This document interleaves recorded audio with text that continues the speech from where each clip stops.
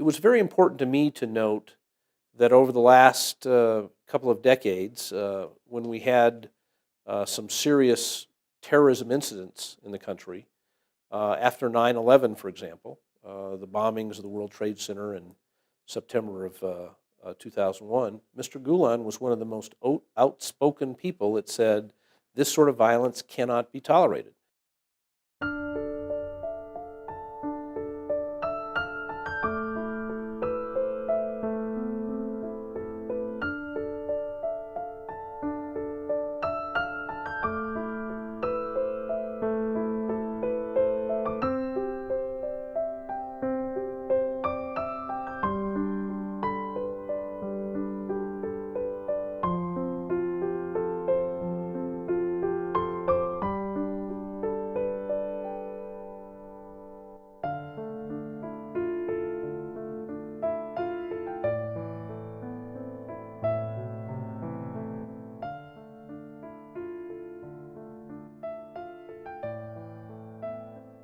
John Suthers. I'm the elected Attorney General of Colorado.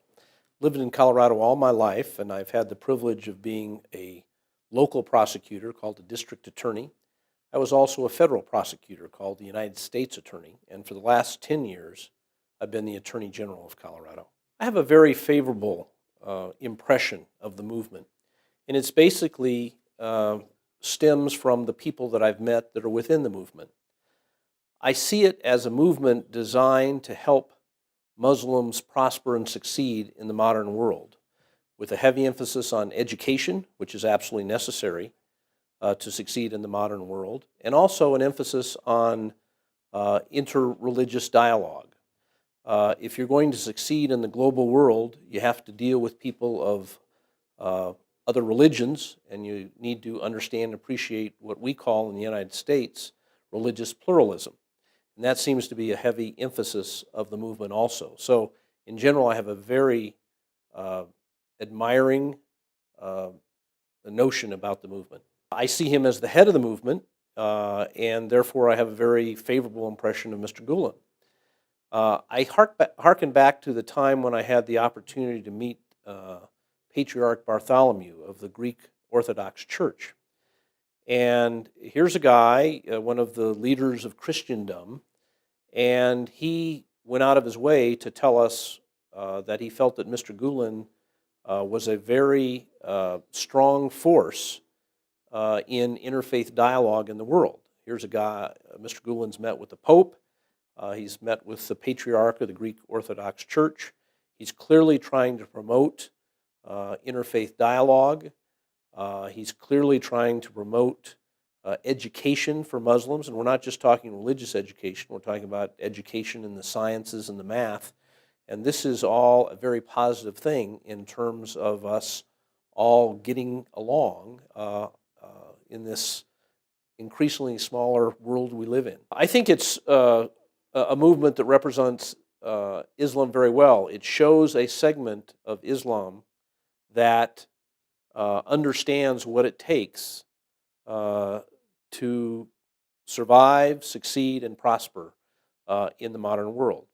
And I think it was very important to me to note that over the last couple of decades, when we had some serious terrorism incidents in the country, after 9/11, for example, the bombings of the World Trade Center in September of 2001, Mr. Gulen was one of the most outspoken people that said this sort of violence cannot be tolerated. There were other leaders in Islam that were not so vocal. And so I think it's a pretty good indication that this is a movement that the rest of us who are not Muslim can look at as representative of a sincere desire to succeed in the modern world. There are segments of Islam who have little or no tolerance for interfaith dialogue. They see any non-Muslims as infidels and discourage any kind of interaction. There are segments of Islam that do not believe women should be educated, and when you have a group like the Hizmet movement and Fethullah Gulen advocating for a different sort of world, I think it's something that all of us should embrace. If Christians, Muslims, and Jews have to get along if we're in this, if this world's going to prosper collectively, and the movement understands that. Interfaith dialogue between Muslims and non-Muslims is absolutely essential for us to coexist and move forward in a peaceful world. This notion that we can have a couple of billion Christians and a couple of billion Muslims and not interact is ridiculous in this world we live in, and so we're going to have to interact, and we're going to have to do so in a way that we can coexist and prosper together. So I think it's an outstanding aspect of the movement that it recognizes the need for interfaith dialogue and promotes it. The other thing is this emphasis on education. And I note that it's not just education for men, it's education for men and women. And historically there are sects of Islam that have not been tolerant of the education of women. So in terms of prospering and succeeding in the modern world, the notion that women also have to be educated, I think is a real tribute that Mr. Gulen understands that and his followers understand that. I had the opportunity to visit some schools in Turkey, and I know of schools in the United States, and I have a very favorable view of the role that they're playing in education. Yes, there is a tradition in the Muslim faith that is adhered to and all that sort of thing. The schools are not limited to Muslims. They have non-Muslims. So there's a heavy emphasis on interfaith dialogue even in schools. But I think what's very important to point out is these are not simply schools for religious indoctrination. These are schools who are trying to elevate knowledge in literature, knowledge in the math and sciences, and bring these students to a place where they can succeed in the modern world, regardless of what their religious beliefs are. Charity has to be part of the mission of every religion. A religion that doesn't have charity, philanthropy as a high priority, you have to wonder about. And so I think it's outstanding that the movement has a heavy emphasis on charity.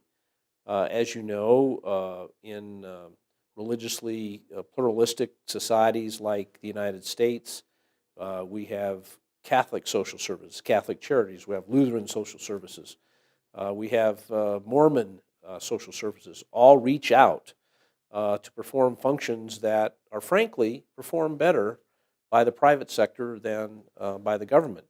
And I think it's very admirable that the Gulen movement seeks that for Muslims as well. The local members of the movement that I know seem incredibly sincere. These are folks living in the United States who understand religious pluralism and see how it works in the United States and see that everybody can still have very strong religious beliefs themselves, but tolerate the exercise of different religious beliefs by others. And so I think the members of the movement that I know in the United States are in some ways particularly suited to understand how all this can work together, how we can have an emphasis on interfaith dialogue, an emphasis on education, and be in the best interests of Muslims worldwide.